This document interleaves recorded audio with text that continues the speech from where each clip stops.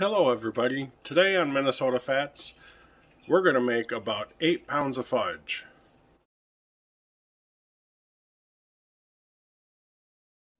That's right, we're going to make about 8 pounds of fudge. It should be about a 13 by 9 pan, say 1.5 inches thick or so. It'll get give or take on the poundage, but it's pretty close. So what you're going to need, obviously your pan, sugar. You'll need 4 cups of sugar. The recipe technically calls for 14.5 ounces of evaporated milk. They no longer sell it in 14.5, so 12 will have to work. My wife is being sneaky. She's doing laundry, so if you hear anything in the background, we'll blame her. We're doing mint fudge. So I'm going to try this mint flavored baking chunks. Typically, if you can find the Andes mint pieces, use that. Those are where it's at. These work, these will work. Just the flavor's not quite there, but you'll need a whole pack.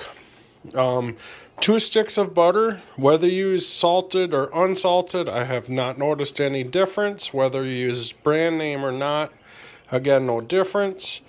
Frozen, because I forgot to take it out, but it doesn't matter because it's going to melt down anyway. Use this. If you use margarine like that or spread or something, it's going to change your consistency when you're boiling this, and you could scorch it onto your pan. Ask me how I know. Then we'll need either 1 large 13 ounce or 2 of the 7 ounce marshmallow creams, whether you use the Jet Puff or again the Walmart brand. You'll see I'm a cheapie, so a lot of my stuff is the generic. It all works the same. You just gotta be kind of fast with this, and I'll show you what I can do. Hopefully, I don't have enough hands. I may have to incorporate my wife here for a little bit of this. You'll need a candy thermometer. We need to get this baby up to soft ball, or 200 and I believe 45. I don't know if you can read it on there. Right there, soft ball. So about 245 degrees is what we need to boil this to. You're going to have to watch it when you're cooking it and stir it occasionally, because again, you could scorch it to the bottom of your pan, burn your fudge. Nobody likes the taste of burnt chocolate. You'll need a large or fairly large stock pot. So with that being said, let me enter in some of the ingredients. I'm going to put in 4 cups of sugar and the can of evaporated milk, and then stir it all together, and I'll show you kind of what that looks like. Come on now, this thing. Make sure you shake this. This stuff sits in the warehouses and on store shelves. If you were to cut this open without shaking it, you'll get, you know, a good chunk of it down here being like a solid cream or whatever. So make sure you shake it, roll it around, have the kids play with it, do whatever. Just make sure it's mixed. Instead of cutting off the top, I grab my old Ham's beer punchers, and we'll do it like an old oil can, and you punch a couple holes in it. I just find it easier to pour, easier to control when you're trying to do that, instead of just one big slop. It just seems better, or works. You folks can try it out however you wish. Everyone has their own personal preference. But yeah, so let me get this started. Alright, so I have my sugar in the pot. Here we go. And we're going to pour the evaporated milk in. Normally I have a wooden spoon that has a squared off edge. I really enjoyed using that for this because you could really scrape the bottom of the pot, and if you left the spoon in there, no big deal. That spoon is no longer, so sadly I'm going to have to use a spatula. It kind of does the same thing, but I try to find one that's a little bit stiff, so like these cupped ones are a little bit stiffer than the others, so just so you can kind of stir everything around a little bit. Before I turn on the burner, I usually sit here and mix this up. Again, trying to do this one-handed is a lot of fun.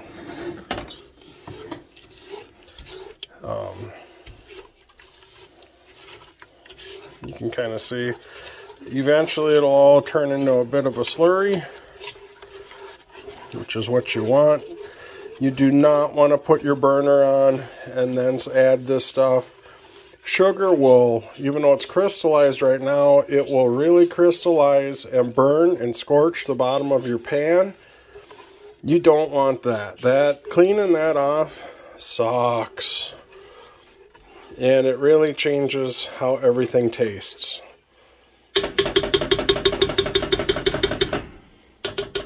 So we'll just put that there.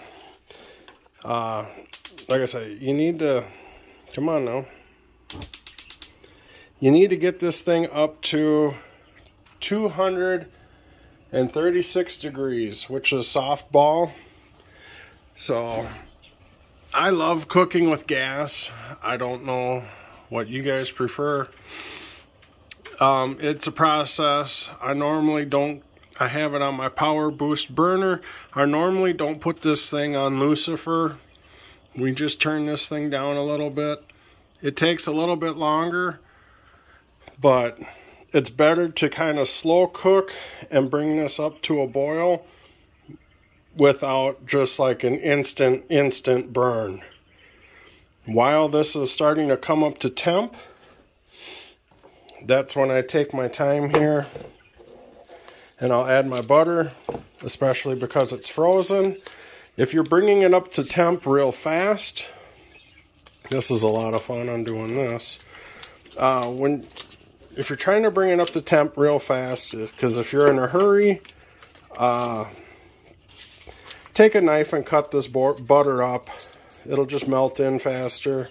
It's a little bit better. Otherwise, just huck the whole stick in there. Like I said, bring this thing up to a slow temp, and it'll just melt in there. So at this time, you're going to want to get your candy thermometer, put it in there, and I put it in just so then the little ball is just underneath the surface. If you get it too low, it's going to hit the bottom of the pot and change all your numbers all around. Everything's going to be wrong. Make sure you can see it. We're about 238, right where it says softball. Let me try to focus on that. Right there. When you are done with these candy thermometers, do not put them in the dishwasher. Do not submerge them. Water will get in underneath this cap, and then every time you go to use it, it's going to fog up and be absolutely horrible. You'll have to pull the cap off. Try to let it dry. 9 times out of 10, it won't dry properly. What I usually do is I'll stick them in like one of these mugs with hot water in it, maybe a drop or two of soap, wash it by hand. Then that way it's clean and it doesn't get submerged. While this is cooking, stir it occasionally. Don't walk away from this. If you got to do anything else, such as kids or anything, this baby's going to scorch. It comes around on you real quick. This is kind of why I like to have something that's flat on the bottom. Keep them sugars moving off the bottom of that pot. That thing, it'll scorch. It comes up quick. It'll come up to temp. This is usually I don't know, 15 minutes or so total. So while that's going, I usually do my prep. This is where this fake butter can come in handy. I grab a scoop, maybe not quite that much. There we go. Get that in there. I'll get a paper towel, smear that around all over. Whether you use aluminum or a glass pan doesn't really matter. I usually do aluminum because those I have lids for, and the fudge will keep for like a month, so long as you keep it covered or in wraps. If you have it open like this, you generally got about a week, otherwise it starts getting pretty hard. So at this time, I'll take some paper towel, smear it around, get my sides. You don't have to go all the way up to the edge, just about halfway, and then get your bottoms. I'm going to open up the jet puff and peel the safety off of that, and then we'll be right back. Alright, so literally, I got my jar opened. I've yet to spread that. It's starting to do almost a rolling boil. It comes up on you that fast. Trust me, you got to keep your eye on it. Keep it swirling. You can't really do anything else while this is going. It's not like cookies where you can keep it in the mixer and walk away and come back and, oh look, it's slightly over blended. We'll just add a couple more ingredients and make a slightly larger batch and we're good. Because yeah, it'll come around. And like I said, I'm not even on the Lucifer mode. I'm up there, but I'm not. So I'm at, let me see here.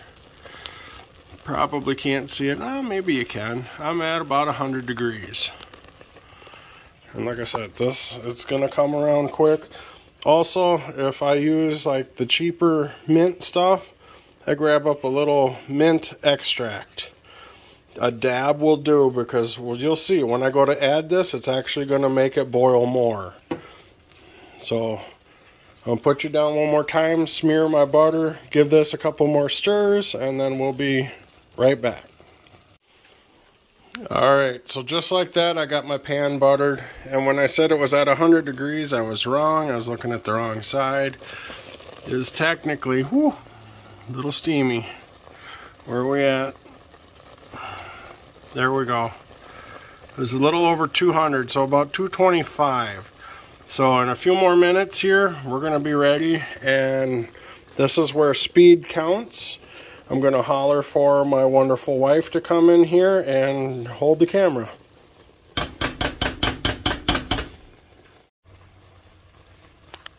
So, like I say, always stir, keep your pot moving.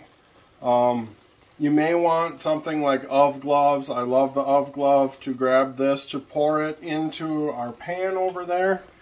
When I stir, I get real close to the sides. Make sure you kind of pivot your spatula or whatever underneath your thermometer to scrape that.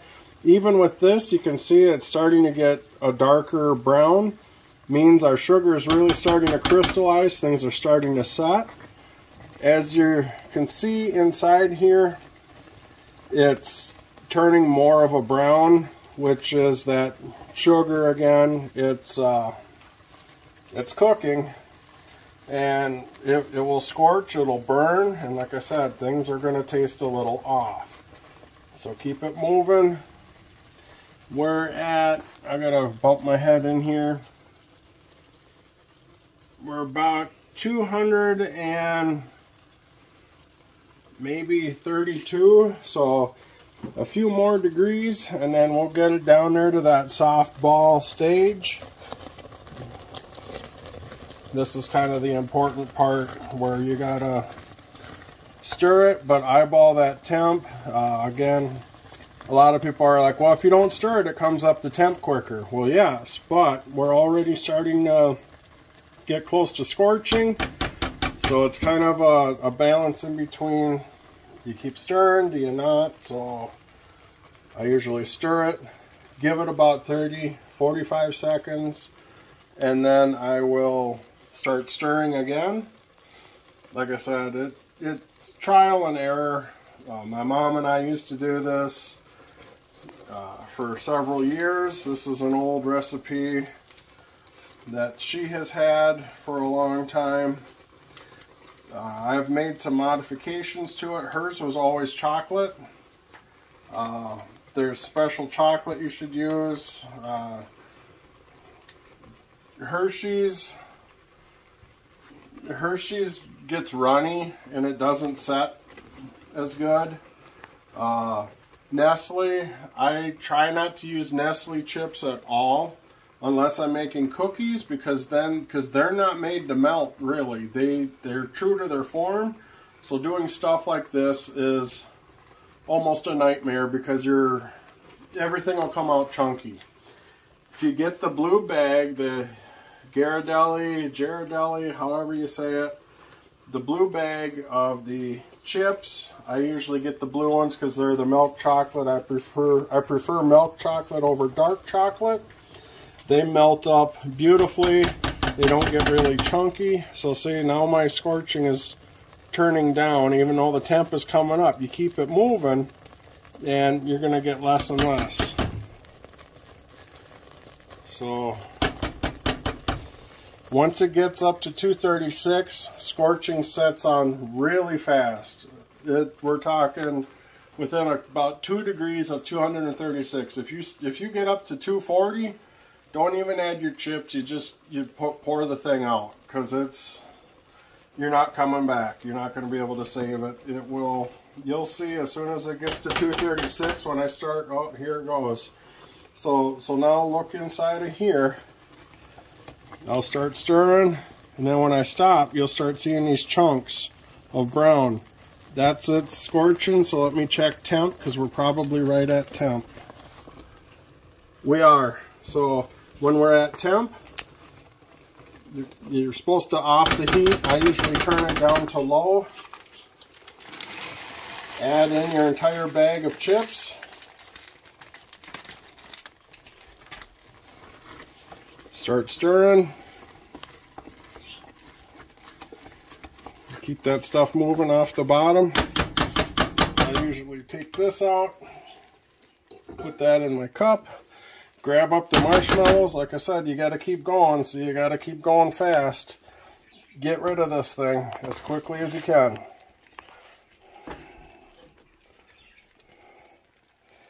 Time is of the essence, because while you're here, that stuff is still around 236 degrees and dropping. That scorch point comes on quick.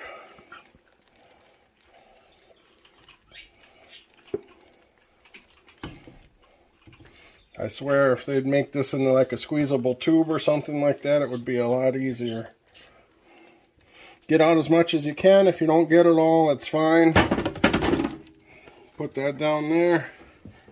Grab a pot holder or a glove, something, and stir. It's going to look like a mess.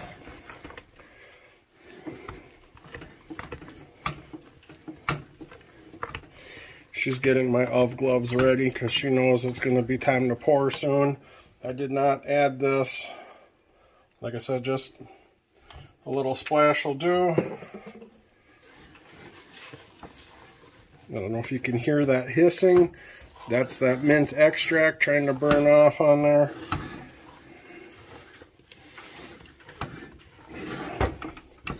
Make sure you get your sides. Every now and then you'll be able to, I'll see if I can tilt the pot. You'll see it's real dark right up in here. Maybe up in there a bit. That's it trying to scorch. So scrape everything down. Stir in all the marshmallow. It's going to look like a milkshake, or I guess smoothie. Get all these lumps gone. I usually turn it down to my lowest power setting or lowest temperature setting on the stove, just because I want a little bit of heat retained.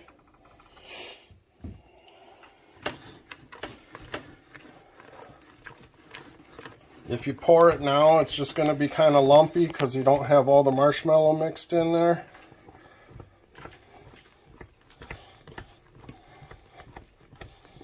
Go across the middle, push everything out, keep stirring. When you're done seeing white streaks, you know you got it. At this point, you can slow down a bit. Like there's a big splash of white in there. Sometimes I'll clean this off, break it down.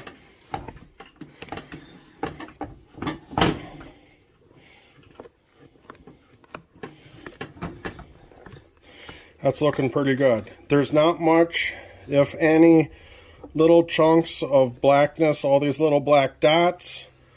That's your burnt chocolate.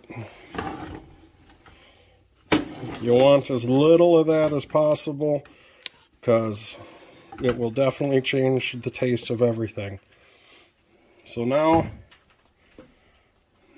let me wipe the stuff off my hands. Oh, you can keep going.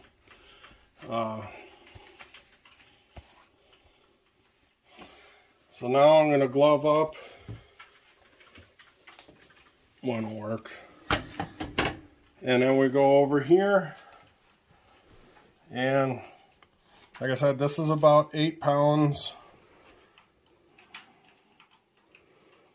You should see a consistent color. I'm trying to get out of the shadows here.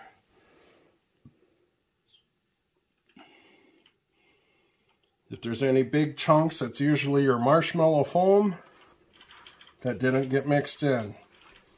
It's not going to hurt anything. Someone will just get a little bit more of a marshmallowy taste.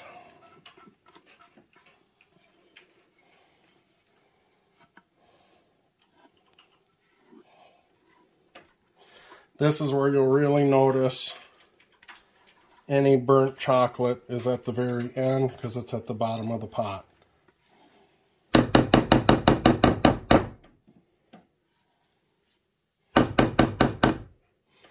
Doesn't look too bad. There's a little bit of brown right there where it kind of scorched a little, got a bit carried away from me. That looks like that might be where the thermometer was, so I wasn't able to scrape it, but for the most part, it doesn't look bad. That's about what it should look like. If you want, keep a little bit of that there. In about 8 minutes, this will be set up enough. You could probably just take your finger, or as everyone loves to do, you know, you just eat it up off the spatula, you know, so go like that. Otherwise, our son likes to always get the beaters when I bake. This is good now. So now we don't need to do anything. You can put it on a cooling rack if you want, if you have one. If I'm in a hurry, honestly, I'll set it outside on the front step so long as you don't have critters around. It'll be fine, or in the garage. If you happen to have a gas stove, like what we have, you can always take one of these off, handy for cookies as well. Pick this up, put it down, cooling tray. We're good to go.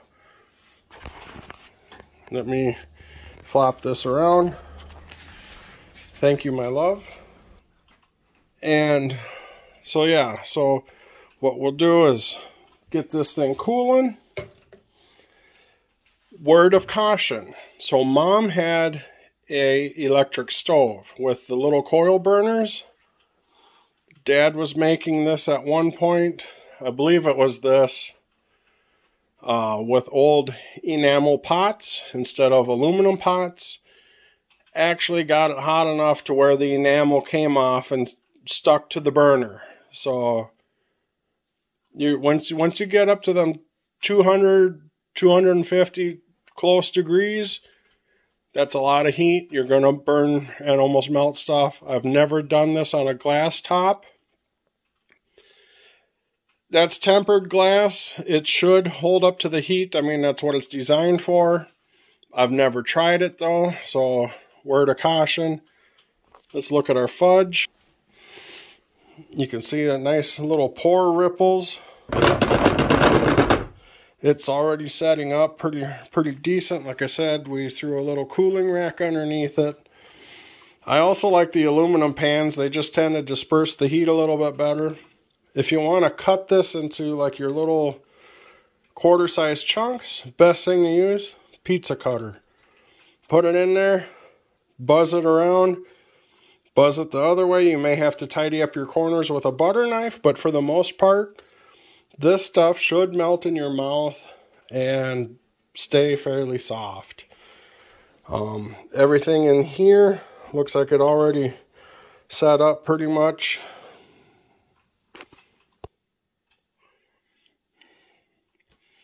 Tastes like mint. I've done this with white chocolate. It works. If you're a white chocolate fan, you probably would like it. I've tried it with the Reese's chips. That's a little too much. I would do a half bag of the Reese's with a half bag of the Ghirardelli chips. Then it's more of like a chocolate peanut butter. Unless you were to put like one pan of just Reese's, and then maybe you could do a double decker. Because there is room in here, you should be able to do like a pan of chocolate on top once this has cooled and settled. Now you'll get the thicker bars like what you can buy in the candy shops that have like chocolate, mint, chocolate. That's basically what they're doing. You can do that if you want. Otherwise, I typically just stay with mint or I stay with chocolate and we're good to go. I like to buy the square 8x8 tins with the lid from like Walmart or your grocery store in the aisle. I'll pour half in one, half in the other and give them away as gifts. It's perfect for that. Otherwise, you got to sit here and cut it and chunk it all out and, you know, handle everything. It's just easier to pour it into a pan and be done. Either way, I hope you folks liked this segment. Comment down below. Please like, share, subscribe. Hit the little bell notification. That way you can get alerts when I do stuff. You folks take care. Have a very wonderful week. And may God bless. Here we have those little 8x8 pans that I was mentioning or talking about earlier in the video. This is what I pour and then usually give away as gifts. You can just divvy up, you know, one pour when you're pouring, put one in one in the other. Butter this up real nicely because then once it cools, you can wiggle your sides, pop this whole thing out. So you could either give it as a gift in here, otherwise this fits wonderfully in a 1 gallon Ziploc bag. There's just another little helpful hint for the holidays, for sharing, gift giving, things like that. Tune in next week. We got something good for you. I get to interview the Jolly Fat Man himself. I'm excited. I hope you're excited. We've been messaging back and forth. He seems excited, so just tune in next week and you'll get to see the Jolly Fat Man. We may do something a little extra special. We'll see. I'm just going to kind of see where it goes from there.